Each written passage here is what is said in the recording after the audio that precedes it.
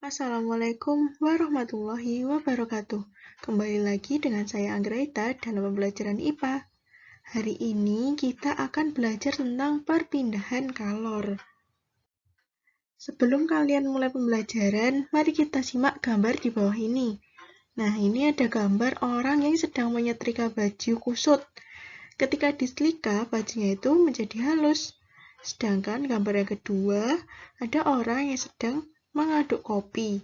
Kopinya itu panas. Lama-kelamaan, sendoknya juga ikut panas. Apa sih yang terjadi? Untuk mempelajari lebih lanjut, yuk kita simak penjelasannya. Nah, ini ada gambar lagi. Coba kalian perhatikan. Ketika kalian memanaskan air sampai mendidih dan memegang gagang pancinya, itu terjadi perpindahan kalor secara konveksi, konduksi, dan radiasi. Nah, dari perpindahan ini dapat diketahui kalau panas atau kalor adalah energi yang berpindah dari suhu yang tinggi ke suhu yang rendah. Kalor memiliki satuan internasional yaitu Joule atau disingkat J. Perpindahan kalor yang pertama yaitu konduksi. Contohnya ada di gambar ini, ketika kalian memanaskan sebuah batang di atas pemanas bunsen. Nah, saat suhu naik, maka partikel benda bergetar lebih cepat, kemudian kalornya berpindah, tetapi partikelnya tidak ikut berpindah.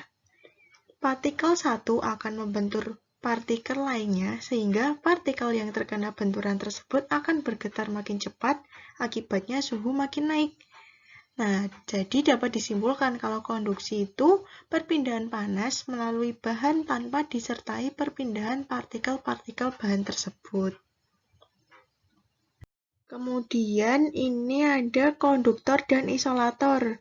Benda yang jenisnya berbeda, mempunyai kemampuan menghantarkan panas secara konduksi atau disebut konduktivitas yang berbeda pula.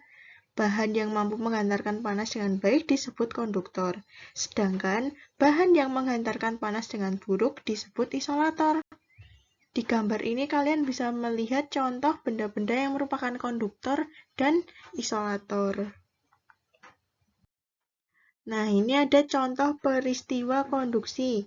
Yang pertama, itu ada pada peralatan memasak.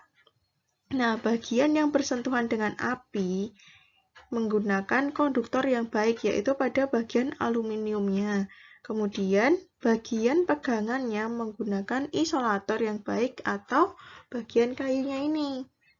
Yang kedua, yaitu panas kopi dapat bertahan cukup lama di gelas kaca karena gelas kaca merupakan isolator yang baik. Kemudian, saat udara dingin, kamu berselimut di dalamnya. Selimut terbuat dari serat wol atau kapas yang bersifat isolator. Jenis perpindahan kalor yang selanjutnya yaitu konveksi.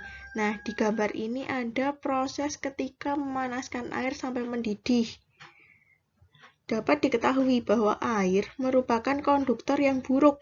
Namun, ketika air bagian bawah dipanaskan, ternyata air bagian atas juga ikut panas. Berarti, ada cara perpindahan panas yang lain pada air yang disebut konveksi. Saat air bagian bawah mendapat kalor dari pemanas, partikel air memuai sehingga menjadi lebih ringan dan bergerak naik, lalu digantikan dengan partikel air dingin dari bagian atas. Dengan cara ini, panas dari air bagian bawah berpindah bersama aliran air menuju bagian atas. Nah, proses ini disebut konveksi. Maka, pola aliran air membentuk arus konveksi, seperti pada panah biru ini. Nah, dapat disimpulkan kalau konveksi itu merupakan perpindahan kalor dari suatu tempat ke tempat lain bersama dengan gerak partikel-partikel bendanya. Contoh peristiwa konveksi yang pertama yaitu terjadinya angin laut dan angin darat. Saat siang hari, daratan lebih cepat panas daripada lautan karena kalor jenisnya kecil. Udara di atas daratan ikut panas dan bergerak naik digantikan oleh udara dari lautan. Maka terjadi angin laut. Sedangkan saat malam hari, daratan lebih cepat mendingin daripada lautan. Udara di atas lautan lebih hangat dan bergerak naik. lalu digantikan oleh udara dari daratan, maka terjadi angin darat. Contoh yang selanjutnya yaitu pemanfaatan alat elektronik. Nah, ini kan ada oven. Elemen pemanas oven, pemanggang roti, magic jar, dan lain-lainnya biasanya terletak di bagian bawah. Saat difungsikan, udara bagian bawah akan menjadi lebih panas dan bergerak naik, sedangkan udara bagian atas yang lebih dingin akan bergerak turun.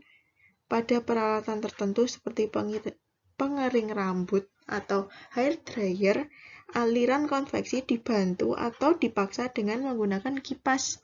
Nah, seperti ini ya, proses mengalir panasnya. Lalu, perpindahan kalor yang ketiga yaitu radiasi. Saat kamu berjalan di siang hari yang cerah, kamu merasakan panasnya matahari pada mukamu. Bagaimana kalor dari matahari dapat sampai ke wajahmu?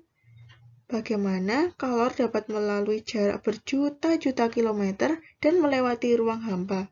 Dalam ruang hampa, tidak ada materi yang memindahkan kalor secara konduksi dan konveksi. Jadi, perpindahan kalor dari matahari sampai ke bumi dinamakan radiasi. Maka, dapat disimpulkan kalau radiasi itu merupakan perpindahan kalor tanpa memerlukan medium. Nah, ini ada contoh lainnya. Perhatikan di sini gambarnya. Ada benda-benda yang diletakkan di ruang bersuhu 30 derajat Celcius. Besar kalor yang dipancarkan atau diserap benda ditunjukkan oleh banyaknya anak panah. Coba kalian perhatikan banyaknya anak panah ini, yang oranye dan yang merah. Nah, di sini makin panas benda dilambangkan dengan panas lingkungan sekitar.